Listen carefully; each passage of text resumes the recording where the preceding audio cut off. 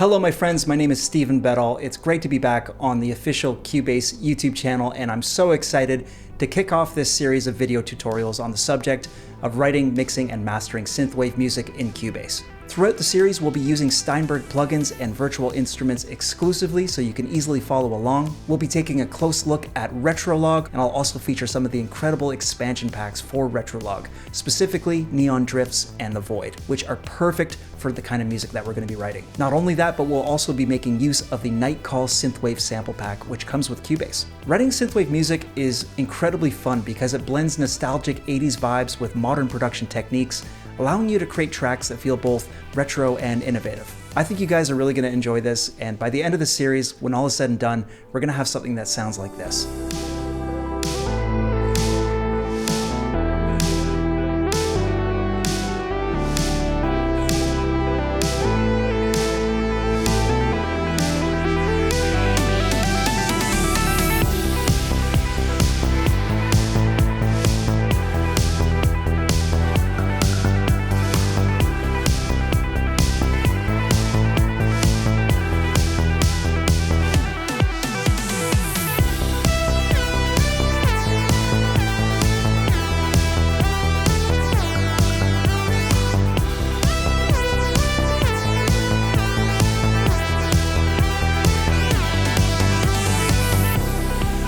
So in this video, we're going to build a synthwave template from the ground up. I'm going to put a few ideas down, and you'll see how easy it is to get an idea started that sounds good right from the get-go. In the second video of this series, we'll build on those initial ideas and we'll use them to create an arrangement. We'll also take a closer look at how we can use automation and modulation to build and release tension between sections of our song. In the third video of this series, we'll expand on everything that we did in the first two videos, and we'll get into all the subtle details, and we'll also add all the finishing touches to our track. And in the fourth and final video of the series, we'll focus entirely on mixing and mastering. So if you want to catch parts 2, 3, and 4 of this series, make sure that you're subscribed to this channel and hit that notification bell so you're the first to know when new content drops. I really appreciate you guys being here, and I really hope you enjoy this. So without further ado, let's jump right into it. So the very first thing I'm going to take care of is I'm going to hit this little divider button here, and I'm going to divide track list. Okay, and this is just going to split my arrangement view. Let's hit T, and I'm going to add a ruler track. T again, I'm also going to add a marker track, and I'll call this marker track arrangement.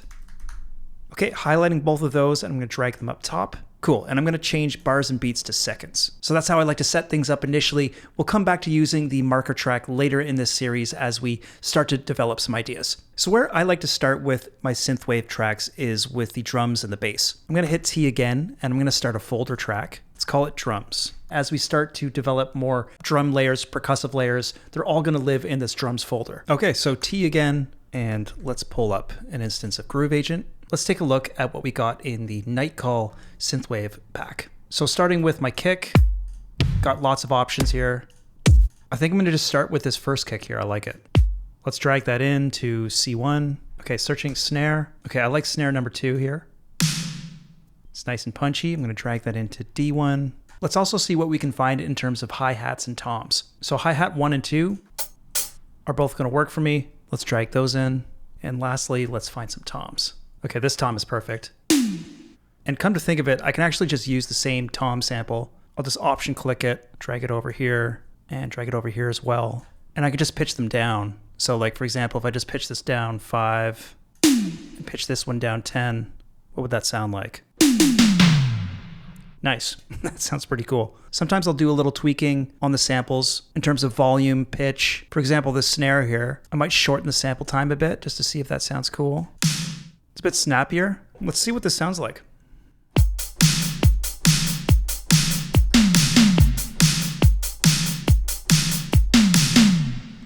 Yeah, I think we're in the right ballpark. Next on my list is the bass. Let's see what we can find. T again, and let's bring up a couple instances of Retrolog. So I'm just going to select 2 here for the count, and let's take a look at what we've got in the Neon Drifts expansion pack. Okay, here's an interesting one. It's called Visceral. Oftentimes I hear a patch and there's something about it that I really like. but maybe it's not 100% exactly what I'm looking for. And I'll find myself just making small little tweaks to it just to get it closer to what I want. So for example, let's take a look at the arpeggiator page. As you can see, there's a lot of steps here. There's some transposition with the notes too. It might be a little too busy. I think I want to simplify this. So what I'm going to do is just change this from 16th to 8ths. And I'm just going to draw back the steps to just 8. And I'm thinking this track is probably going to be a bit faster. I'm going to push the tempo up to 125. Okay, and we can make some adjustments with our velocity. All really easy to do. Let's go back to the main page and make some slight adjustments with the filter. Bring the envelope down a bit. And adjusting the cutoff. Okay, that sounds about right.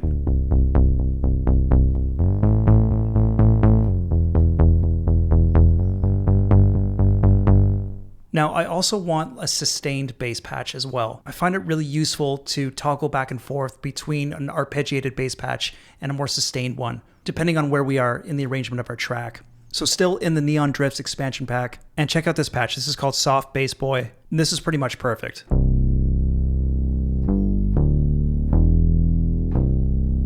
Might just do a little tweak to the filter. Let's open up the attack a bit. Yeah, that sounds really, really cool. Adjusting the cutoff ever so slightly.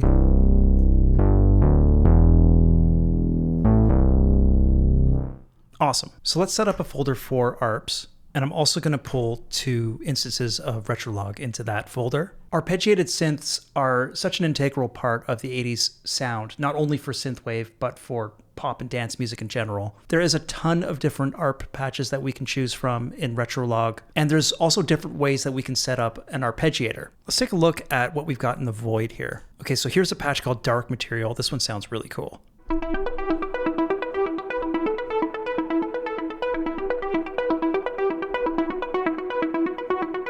Okay, another patch here from the Neon Drifts expansion. This one's called Followers. It's actually a synth bass patch, but it sounds great in the upper register.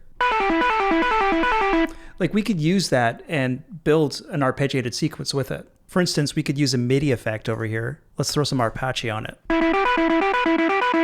Or we can just play it in manually and mess around with the MIDI. And that way you have really tight control over the pattern. Say we just draw something in here real quick. We can assign maybe the distortion and the cutoff to the mod wheel here. Let's see what happens there.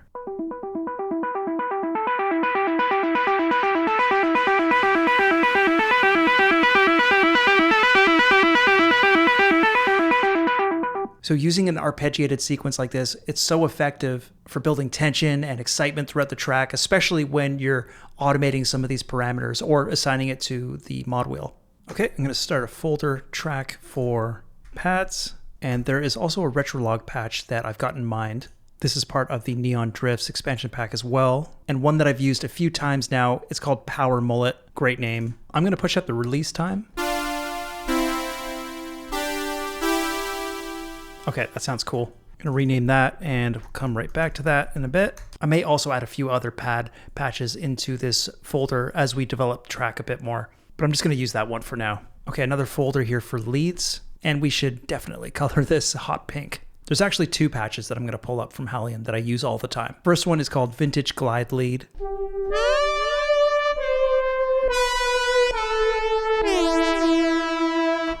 So awesome. And the other one is the Dino E-Piano. It's a keys patch, but I'm going to be using it to carve out some top-line melody. And real quick, I'm going to bust these tracks into group channels. Quick tip while we're in the mix console here. If things are getting a bit confusing to look at, you can just highlight all of my group channels, come over to the visibility tab, click here on the bottom where it says zones, and we can move these groups over to the right. So there's a bit of separation between the group channels and the regular tracks. Okay, so we're all organized, we're ready to go. I'm gonna save as template, and now we're ready to rock. So let's start throwing some ideas down. Let's start with a kick. Just gonna quantize that, and I'm gonna bounce that to audio. There is a lot of flexibility in Cubase as far as how you set up and operate Groove Agent. As far as drums go, I just prefer to work with audio in the session, and as you'll see shortly, I'm going to use the audio from the kick as a sidechain source when I start to apply some compression to the synths. So you'll see this in action shortly. Okay, let's add the snare.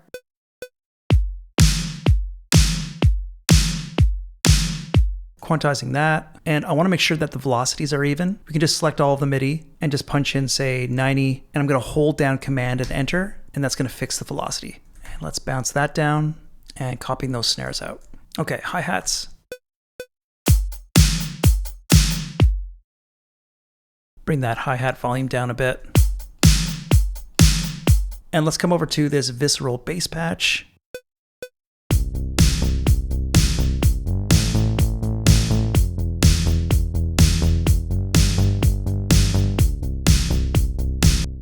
Perfect. As you can see, just keeping the ideas really simple, just thinking like a basic 4-chord progression here to start. Using the dark material patch, let's just throw some revelation on that, and maybe rolling off just a bit of attack on that filter.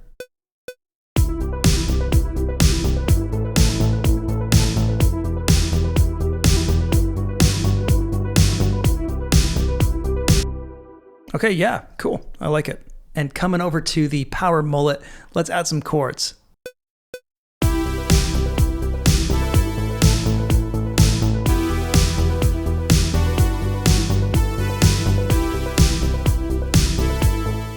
Sweet. Let's add a compressor. Let's set up sidechain routing. We'll add our source as the kick, and we want to press this activate button. Okay, so now we got a bit of movement.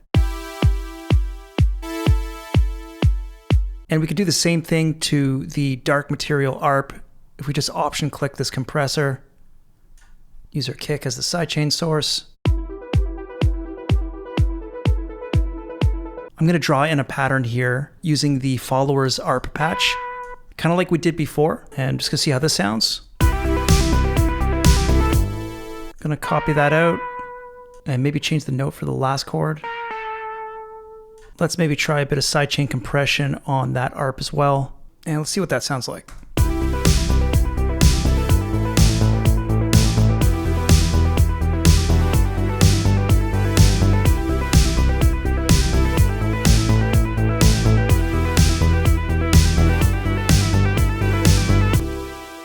Awesome. So I got a bit of an idea coming together here. It's pretty cool. And just to make sure that this vintage glide lead is going to work for this track, maybe we'll just throw something down for fun.